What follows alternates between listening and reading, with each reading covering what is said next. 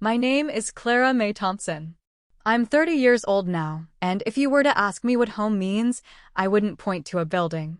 I'd point to the 10 acres of rolling land nestled in the heart of Willow Creek Valley, to the rich, dark soil that smells of rain and possibility, and to the quiet strength I found there when I thought all was lost. 3 years ago, this land was a gift from my grandmother, Annalise. It was a legacy that breathed life into a dream I'd barely dared to whisper to myself.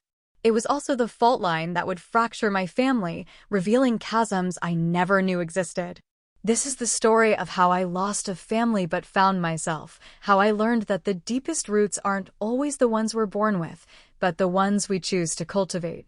My bond with my grandmother Annalise was woven from sun-drenched afternoons and the earthy scent of her garden.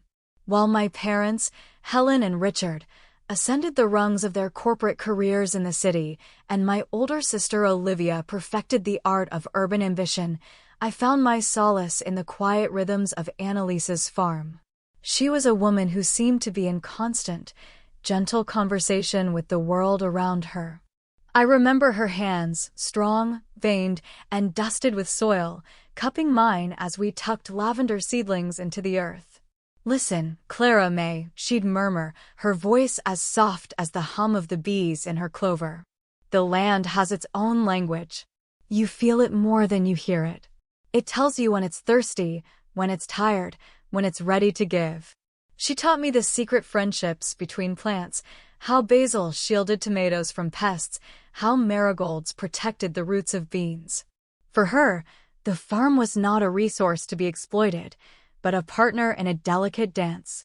My parents never understood this dance. They had shed their own rural upbringings like an old skin, embracing a world of quarterly reports and strategic acquisitions. They saw the farm as a charming but impractical relic of a life they'd purposefully left behind. They envisioned a similar trajectory for their daughters: prestigious universities, lucrative careers, and homes in manicured suburbs.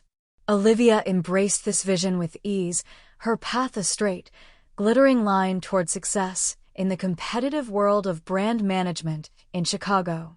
For a time, I tried to walk that path too. I earned a degree in marketing, my mind filled with SWOT analyses and consumer demographics. But my heart was elsewhere. In the quiet of my college library, I'd lose myself in books on permaculture, soil science, and biodynamic farming. These were the subjects that felt like coming home. Annalise was the only one who saw it. Our weekly phone calls weren't about my grades or internship prospects. They were about the first frost on the pumpkins, her experiments with companion planting, and her quiet anxieties about the sprawling industrial farms that were beginning to encroach on the valley.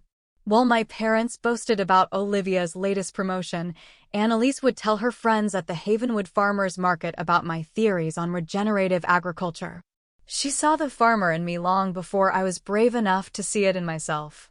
When Annalise passed away 2 years ago, a profound silence fell over the valley and over my life. The reading of her will was held in the stuffy, wood-paneled office of Mr. Abernathy, her longtime lawyer. The air was thick with unspoken expectations. I sat beside Olivia, who was already whispering to our parents about turning the farmhouse into a charming weekend retreat. They all assumed the property, a modest 10 acres and a small savings account, would be divided equally. Mr. Abernathy cleared his throat and began to read. When he reached the section about the farm, his voice took on a deliberate, gentle cadence. He read that the entire property, along with a trust of $40,000 for its upkeep and improvement, was to be left solely to me. He then read Annalise's own words, her script a familiar, elegant loop on the page before him. "To my dearest Clara May, who understands the soul of this land and will honor its purpose. May you cultivate more than just crops here, my love. May you cultivate a life." The silence that followed was a physical thing, pressing in on all of us. Olivia's face, usually a mask of poised confidence, became a canvas of disbelief, her cheeks flushing a deep, angry crimson. My mother's hand flew to her mouth, and my father's jaw tightened, a small muscle twitching in his cheek. No one spoke on the long drive back to the city. The tension was a fifth passenger in the car. That evening, as I stood staring out my apartment window at the sterile city lights, my father broke the quiet. He approached me with a strained, placating smile. "Well, Clara," he began, his tone a careful mix of paternal wisdom and business acumen. "I suppose the most sensible thing to do is sell the property. It's a seller's market. You can split the proceeds with Olivia. It's only fair." I looked at him, at his well-tailored suit and the weary ambition in his eyes, and I felt a sudden, clear divergence of our paths. "No," I said, the word soft but solid. "I'm not going to sell it." I couldn't articulate it to him then, but in that moment, Annalise's gift felt less like a piece of real estate and more like a key, one that could unlock a door to a life I had only dreamed of. 2 weeks later, I walked into my high-rise office, gave my notice, and packed up my life in the city. My parents were aghast. Helen called it a regressive, emotional decision, while Richard warned of financial ruin. Olivia simply stopped speaking to me altogether. My colleagues thought I was having a quarter-life crisis. But as I drove my packed car down the long, gravel lane to the old farmhouse, the scent of pine and damp earth filling the air, I felt a sense of rightness, a profound and unshakable certainty that I was finally heading home. The first year was a testament to humility. I renamed the farm Verdant Hollow, a name that felt like a promise. But the reality was a battle fought on countless fronts. The farmhouse, charming from a distance, was a labyrinth of leaky pipes and faulty wiring. The soil, neglected during Annalise's final years, was compacted and weary. I poured the $40,000 trust and most of my personal savings into the land. I learned through backbreaking labor, through trial and a great deal of error. I planted a whole bed of heirloom carrots only to watch them be devoured by voles. An early frost claimed my entire first crop of peppers. My days began before sunrise and ended long after the stars appeared, my body aching with a satisfying weariness I'd never known in my corporate life. My hands, once soft and manicured, became calloused and permanently stained with earth. My skin, kissed by the sun and wind, took on the weathered look my mother so disdained. I was alone, but I was not lonely.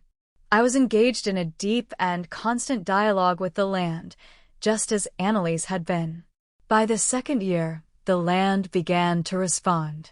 The earth, enriched with compost and cover crops, grew soft and yielding.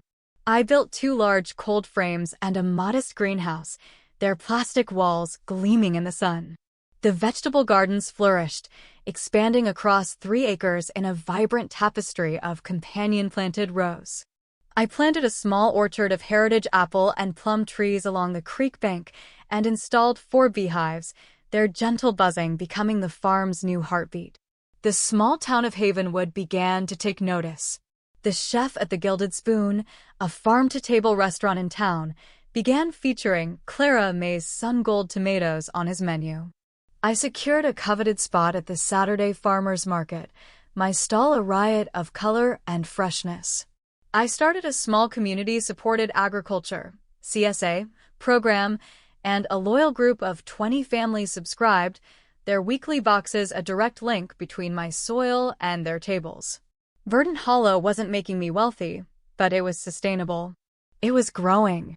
And I was happier than I had ever been. My life found a new, grounding rhythm. Mornings were for the quiet work of tending and harvesting.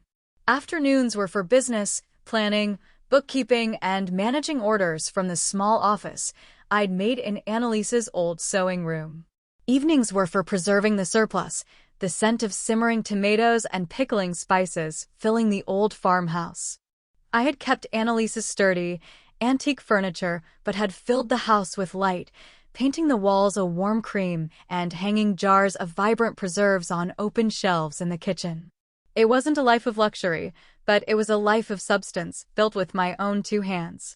For those 2 years, my family kept a polite, if chilly, distance.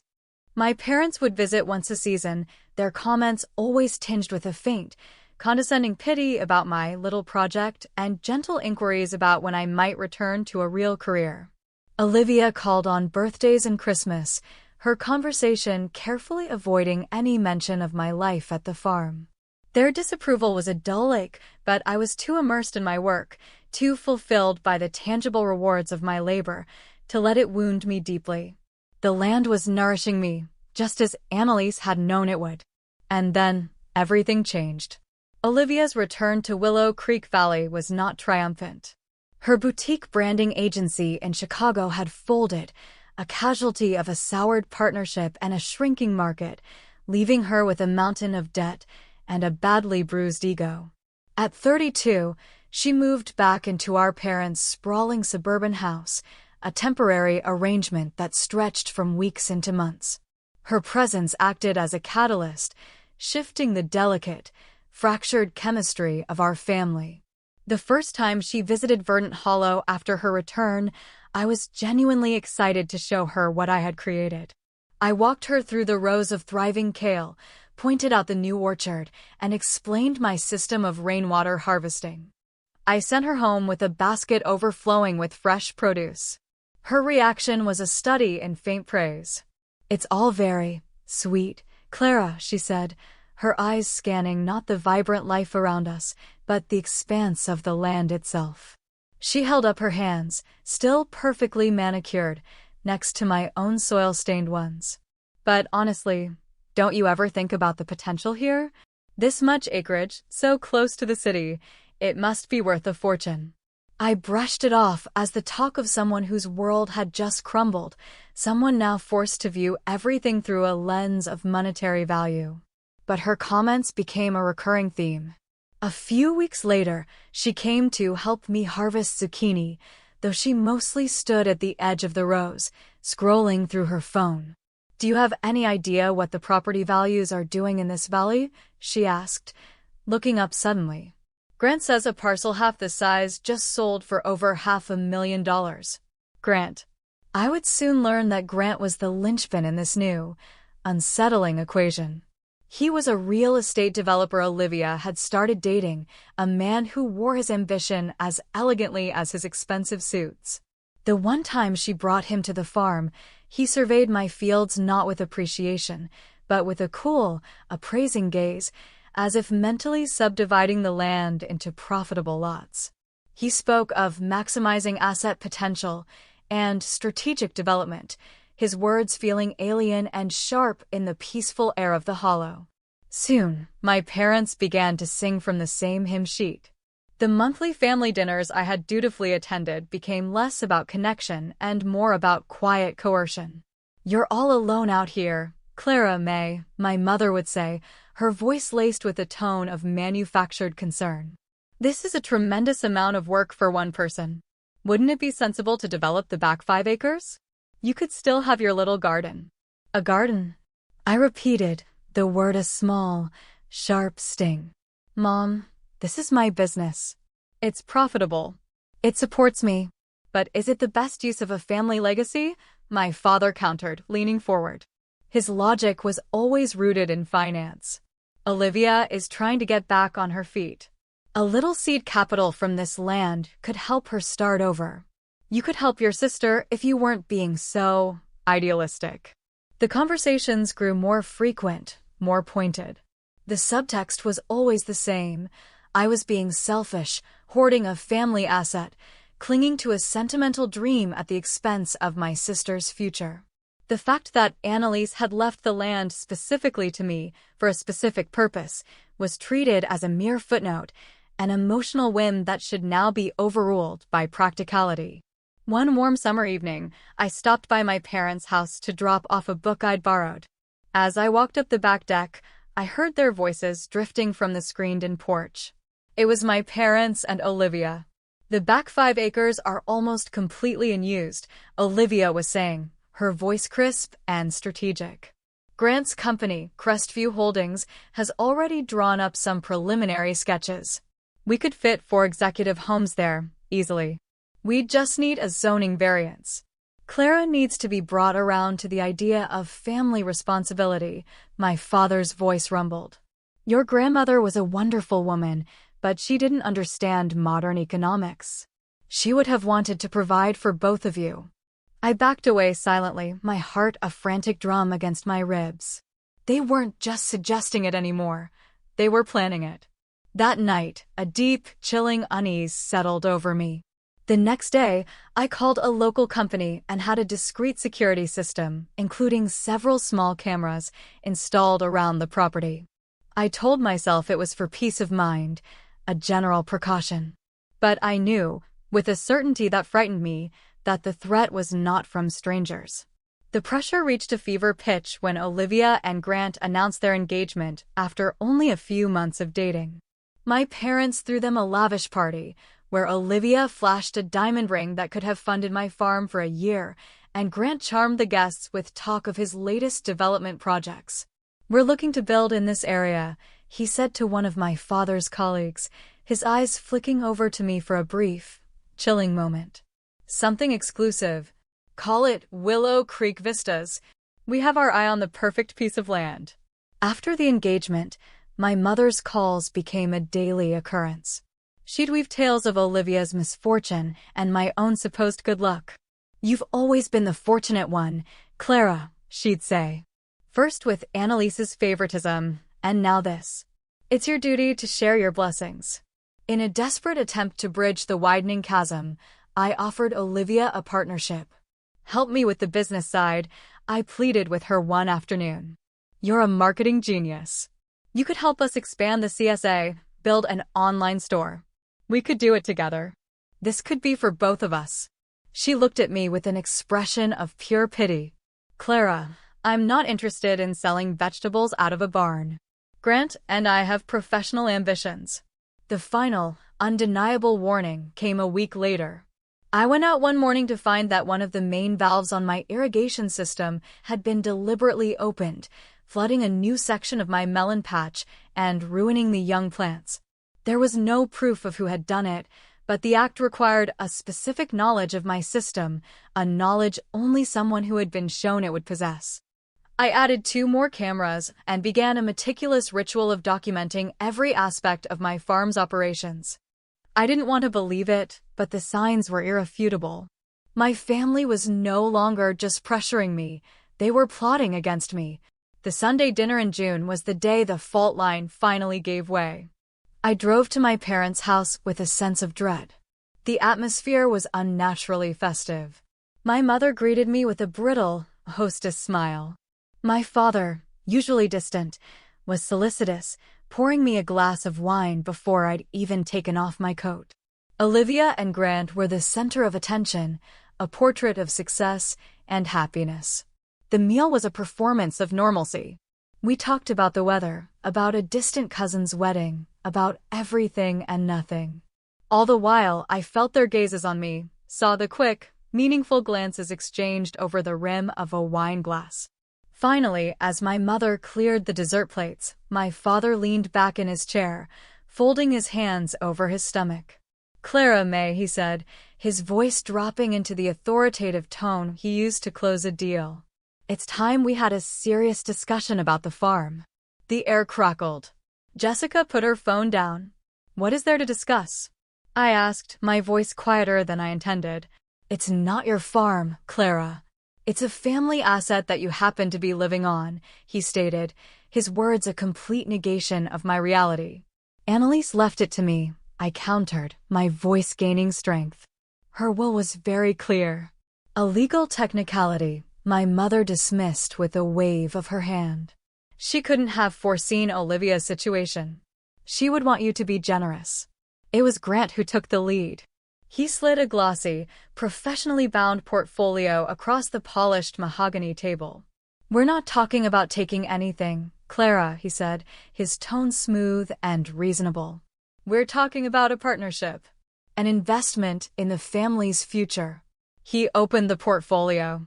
There, in full color renderings, was Willow Creek Vistas. For sprawling, modern homes with 3-car garages and perfectly manicured lawns, all set against the familiar backdrop of the rolling hills and the ancient oak tree that marked the edge of my property. My vegetable beds, my greenhouse, my orchard, all of it was gone, replaced by a pristine, sterile vision of suburban wealth. At the center of the development was a small, fenced-in area labeled Community Herb Garden. They had reduced my life's work, Annalise's legacy, to a quaint amenity. You did all this without even asking me? I whispered, a cold wave of shock washing over me. We're asking you now, my father said, his patience wearing thin. This is a multi-million-dollar opportunity. We're offering you a 20% stake, plus you get to keep the farmhouse and 2 acres. It's an incredibly generous offer. My farm is not a hobby, I said, my voice shaking with a quiet rage. It's my life. It's my business. And it's not for sale. I pushed the portfolio back across the table. Annalise trusted me to protect this land, not to sell it off to the highest bidder. My father's face hardened into a mask of cold fury. You are choosing dirt over your own sister. Over your family. He stood up, his chair scraping loudly against the floor. Let me be very clear. If you refuse to cooperate, if you insist on this selfish fantasy, then you are on your own. When this little farming experiment of yours fails, don't come to us for help. Olivia's voice was the final cut, softer but sharper than my father's anger. It's just business, Clara. The land is too valuable not to be developed. Wouldn't you rather we do it as a family? I stood up, my legs trembling. No, I said, my gaze meeting each of theirs in turn. Grandma trusted me. You ungrateful girl, my mother hissed, her elegant composure finally cracking. I walked towards the door, the weight of their betrayal a physical stone in my chest. The mistake, I said, turning back to face them, was ever believing that you respected me, or what was important to Annalise. As I walked out into the cool evening air, Olivia's voice followed me. This isn't over, Clara. That land belongs to this family. I drove home in a daze, the sanitized violence of their plans replaying in my mind. They hadn't just disagreed with my choices, they had actively worked to dismantle them, all while smiling at me over Sunday dinner. They saw my peace as a wasted asset, my passion as a childish whim. In that moment, I understood that the family I had been born into and the family I longed for were two very different things. The lines had been drawn, not in the soil of my farm, but in the heart of our relationships. And I knew, with a deep and aching sorrow, that they could never be undrawn. The aftermath of that Sunday dinner was a quiet, cold war. My anxiety was a live thing, a hummingbird trapped in my chest. I poured that frantic energy into action. I spent the next 2 days in a blur of activity, methodically documenting everything. I took hundreds of photos, updated my business records, and made copies of my deed and Annalise's will, storing them in a safe deposit box in town. Every evening, I reviewed the footage from my security cameras, my heart jumping at the shadow of a passing deer or the rustle of leaves in the wind. A text from Olivia arrived on Tuesday afternoon. Dad and Grant are meeting with the County Planning Commission tomorrow. This is your last chance to be part of the solution, not the problem. I didn't reply. The message was a threat veiled as an olive branch, and I felt a chill run down my spine. The next day, Wednesday, was my main delivery day. Despite the knot in my stomach, I couldn't afford to miss it. I was carefully packing crates of heirloom tomatoes and sweet corn when my phone rang, shattering the morning calm. It was Arthur, my elderly neighbor, his voice thin and panicked. Clara May, you better get back here. Your father is here with an excavator. He's tearing up the field by the creek. My blood turned to ice. Call 911, Arthur, I said, my voice strangely calm as I sprinted towards my old pickup truck. Tell them he's destroying private property. I'm on my way. The 15-minute drive felt like an eternity. My mind was a maelstrom of denial and terror. I called my father, my mother, Olivia. Each call went straight to voicemail. As I turned down my long gravel lane, I could hear it, the deep, guttural roar of heavy machinery. And then I saw it. It was worse than I could have imagined. My father was at the controls of a yellow excavator, its massive bucket gouging deep, violent scars into the earth. He was systematically plowing through my main vegetable field, the one I had spent 2 years nurturing back to health. Rows of ripening squash, flourishing beanstalks, and delicate herbs were being churned into a muddy, unrecognizable ruin. The glass panes of my cold frames were shattered, and the irrigation pipes I had so carefully laid were twisted and broken, gushing water into the ravaged soil. I slammed the truck to a halt and jumped out, my phone already in my hand, recording. "Dad, stop!" I screamed, running towards him, the mud sucking at my boots. "What are you doing?" He saw me, his face set in a grim, determined mask, and he did not stop. He swung the excavator's arm towards a row of my prized sun-gold tomatoes. "You wouldn't listen to reason, Clara," he shouted over the engine's roar. "This has gone on long enough. This is my home. You're destroying my business." I cried, circling the machine, desperate to get through to him. It was then I saw my mother's sedan parked near the old oak tree. She was sitting in the passenger seat, her hands covering her face. Olivia stood beside the car, her arms crossed, watching the carnage with a chillingly placid expression. "Please, Dad, stop," I begged, my voice breaking. "This is a crime."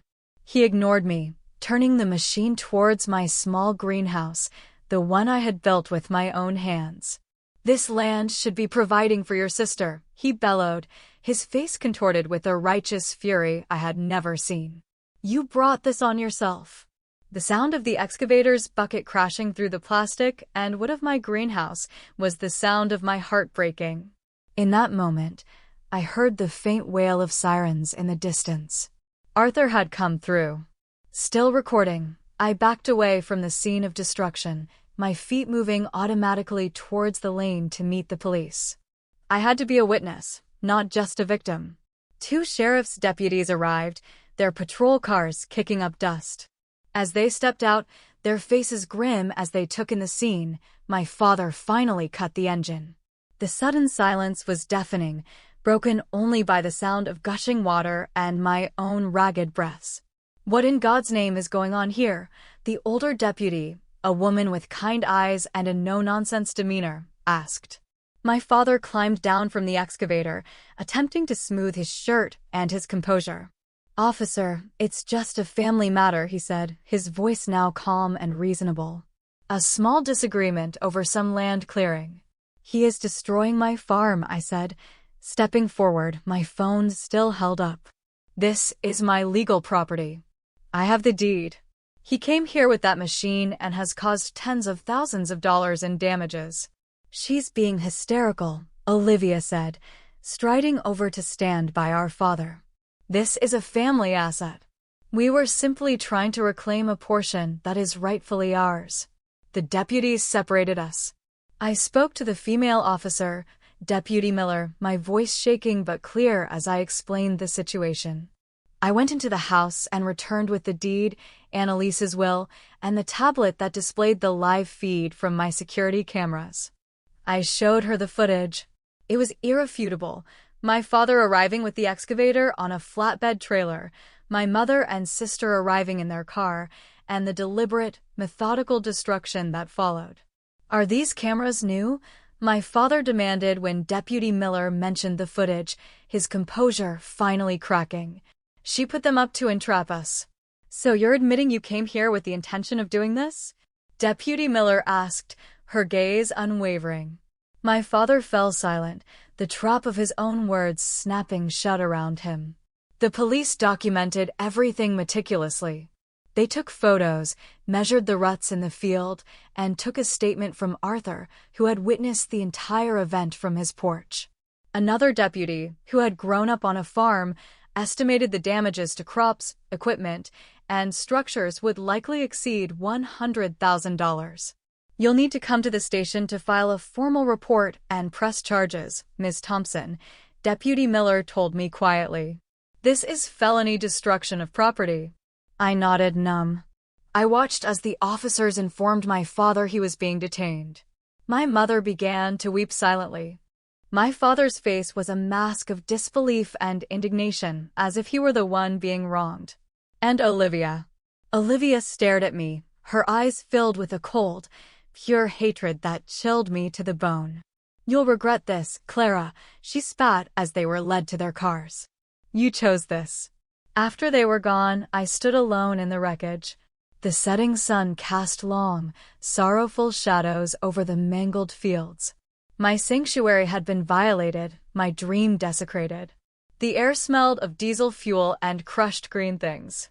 It was only then, in the profound and terrible silence, that the strength that had carried me through the last hour crumbled.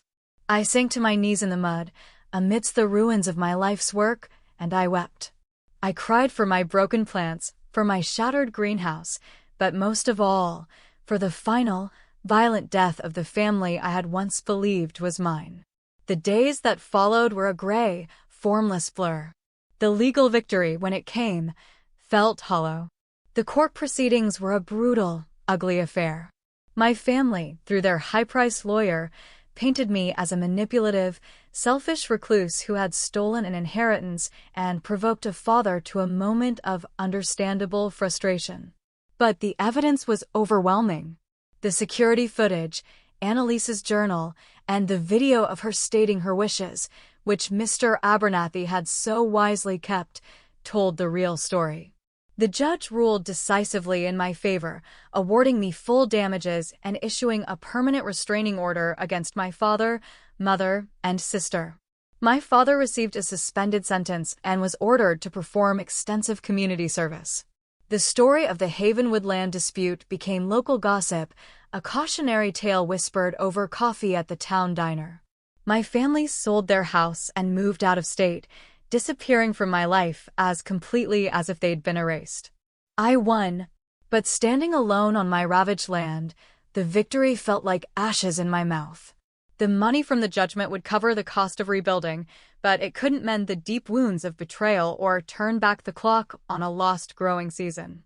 Despair was a heavy cloak I couldn't seem to shrug off. I would wake in the mornings, look out at the scarred earth, and the sheer magnitude of starting over would feel insurmountable. For a while, I believed I was beaten. Then, one misty Tuesday morning, I heard the sound of trucks coming down my lane.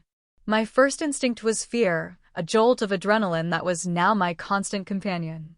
But when I looked out, I saw not a threat, but a miracle. It was a caravan of pickup trucks and old farm vehicles. Marcus, the chef from the Gilded Spoon, was in the lead. He was followed by other local farmers, the baker from town, the woman who ran the hardware store, even a handful of my CSA customers. Marcus walked up to my porch, a thermos of coffee in one hand. "We figured you'd been alone with this long enough, Clara May," he said, his smile gentle. "It's time to get to work." That day, the rebuilding of Verdant Hollow began. And with it, the rebuilding of my own heart. What I had started as a solitary dream became a community endeavor. People I barely knew gave up their weekends to help me clear debris, mend fences, and prepare new beds. The neighboring farmer, a man of few words, showed up with his tractor and spent a whole day tilling the compacted soil.